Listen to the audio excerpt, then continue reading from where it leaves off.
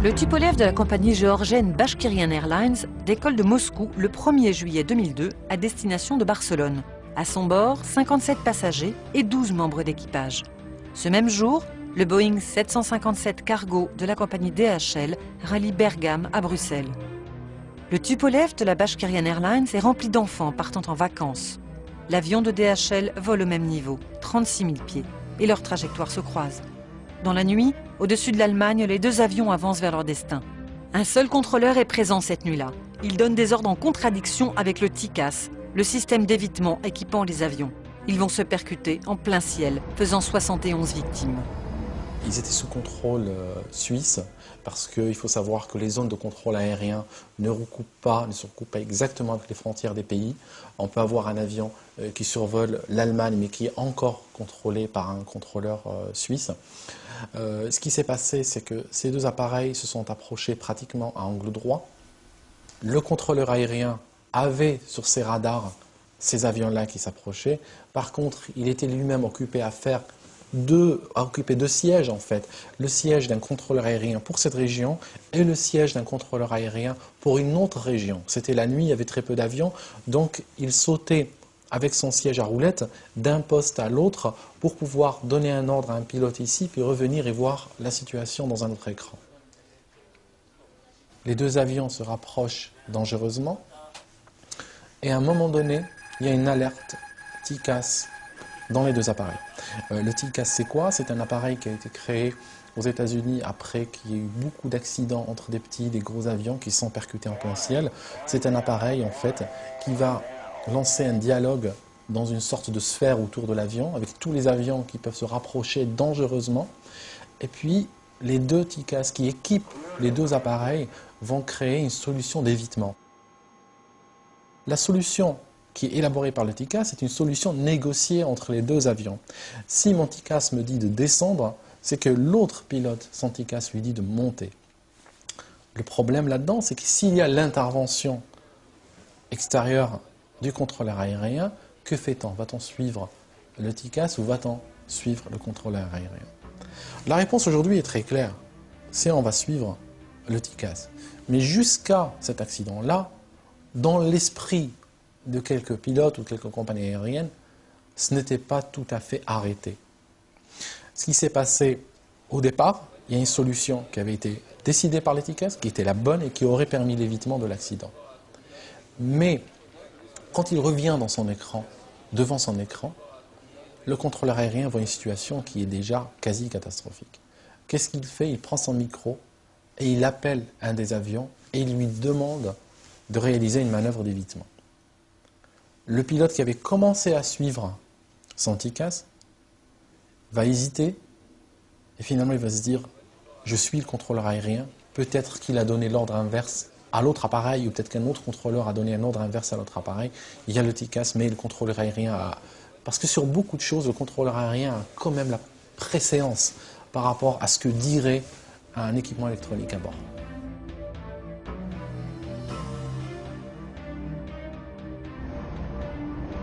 La culture russe sur le contrôleur et la culture occidentale qui a causé le crash donc au-dessus de la Suisse entre DHL et l'avion russe.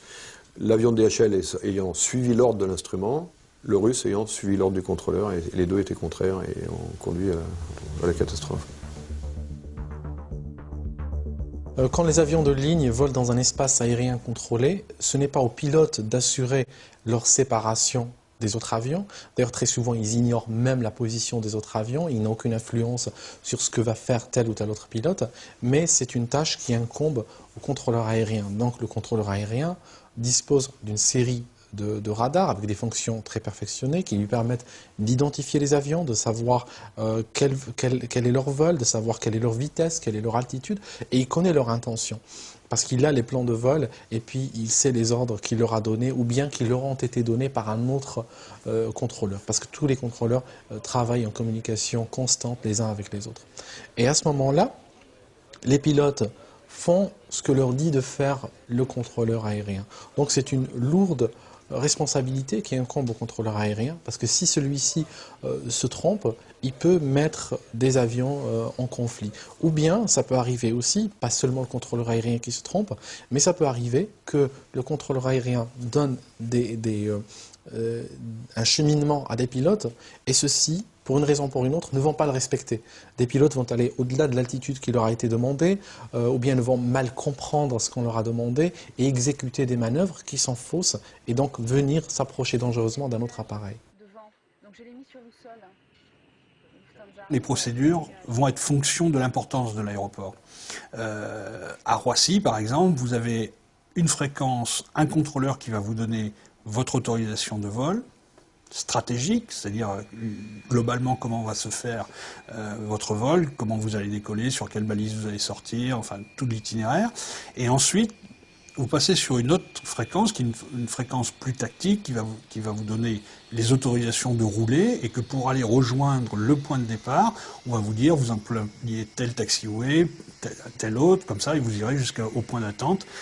Pour finir, les contrôleurs, donc il y en a un qui va assurer le guidage au sol, il y en a un qui va assurer la phase initiale de décollage et de montée, et ensuite il y aura des contrôleurs en route qui vont assurer l'anticollision entre les avions pendant le vol.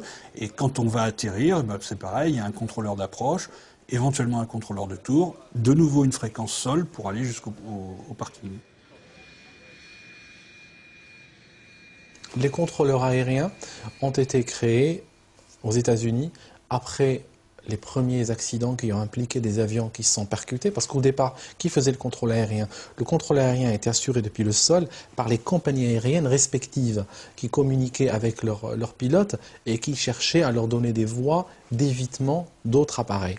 Et puis les compagnies aériennes dialoguaient entre elles pour pouvoir ne pas mettre aux mêmes horaires, aux mêmes créneaux horaires des appareils dans une zone aérienne donnée. Ça marchait tant que chaque compagnie aérienne avait 2-3 avions et faisait un vol par jour. Après les premiers accidents, ce système-là, on a vu tout de suite qu'il ne pouvait pas perdurer. Il y a des contrôleurs aériens qui ont été créés avec une autorité sur un espace aérien donné. Donc le rôle, c'est quoi? C'est de faciliter le trafic aérien, accélérer le trafic aérien et éviter les collisions. Donc, il ne donne pas à proprement parler des ordres au pilote, parce que le commandant de bord reste quand même maître de son avion, mais il donne des instructions, ça a valeur d'instruction, qui permettent justement aux avions d'évoluer dans l'espace aérien pour éviter ce qu'on appelle les abordages, techniquement parlant. Il y a un problème en France avec la loi Toubon, et tous les pilotes se sont plaints que cette loi obligeait d'avoir des manuels traduits complètement, ce qui fait que bon, les traductions sont peut-être pas toujours très bonnes, et surtout l'anglais qui est pratiqué par nos pilotes n'est pas l'anglais qui est pratiqué par les Anglais, qui n'est pas l'anglais pratiqué par les Américains.